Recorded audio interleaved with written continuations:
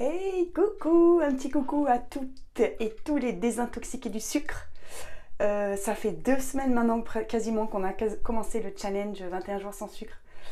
Donc je voulais vous donner des petites nouvelles. Ça fait une semaine que je vous en ai pas donné. J'ai repris le boulot fort puisque la première semaine du challenge j'étais en quarantaine avec mes enfants. Donc là ils ont repris l'école, j'ai repris les coachings en désencombrement, etc. Donc intense, j'ai retourné des nouvelles vidéos YouTube. Donc tout ça pour dire quoi, deuxième semaine, j'ai pas perdu 1 gramme, donc je suis toujours à 2,1 kg en moins. En réalité, je suis arrivée à mon poids habituel. Mais je crois que j'avais mangé trop de chocolat au mois de décembre et j'avais pris 2 kilos. Donc je les ai perdus et je pense que je ne perdrai plus. Par contre, j'ai des effets sympas, indésirables mais sympas. Premier effet, c'est que quitte à arrêter de manger du sucre, je me suis dit qu'il faudrait que je prenne encore plus soin de mon corps. Donc j'ai pris l'habitude de me mettre un petit peu de l'huile de coco sur mon corps et de même mettre de l'huile de grenade sur le visage puisque c'est antioxydant pour avoir moins de rides et être encore plus belle. Bon, là je fais vraiment l'effort ces vidéos-là de les faire très simples, sans maquillage, sans artifice. Donc voilà. Et puis quoi d'autre? En fait j'essaye de mettre plus de temps pour bouger, de sport, etc. Alors moi je fais du sport que à la maison. Je fais du yoga au salon, du salon yoga en vidéo. J'ai un petit abonnement avec une appli qui s'appelle Down Dog, chien tête en bas, qui est une des figures du yoga. Et je fais mon yoga régulièrement, à peu près 2-3 fois par semaine.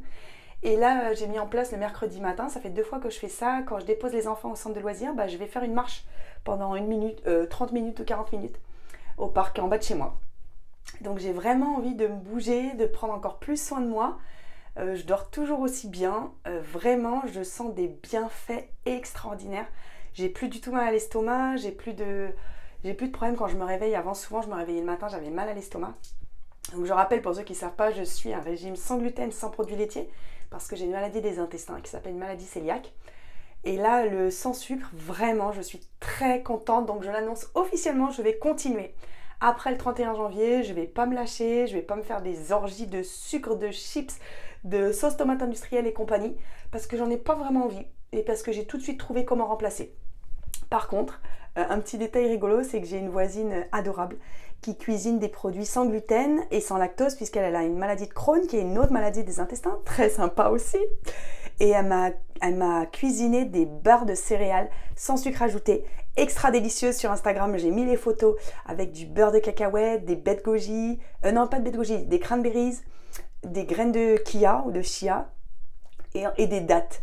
Et c'est tellement bon. Problème, il n'y a pas de sucre ajouté bien sûr, mais j'ai la même sensation qu'avec le vrai sucre, c'est-à-dire que maintenant à la fin du repas, des fois j'ai envie d'en manger. Alors j'en mange pas, en général je mange une barre par exemple pour un goûter ou quelque chose, mais je ressens le même besoin avec le bout de ma langue où je salive un peu. Et c'est ça mon besoin en sucre que j'avais avant.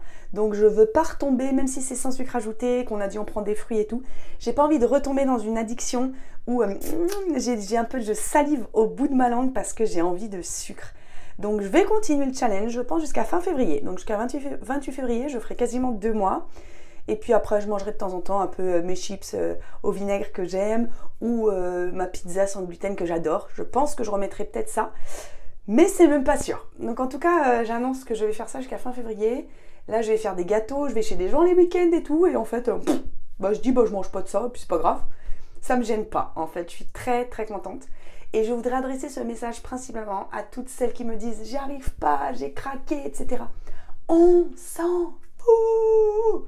On a dit zéro culpabilité. On a dit, tu fais ce que tu peux.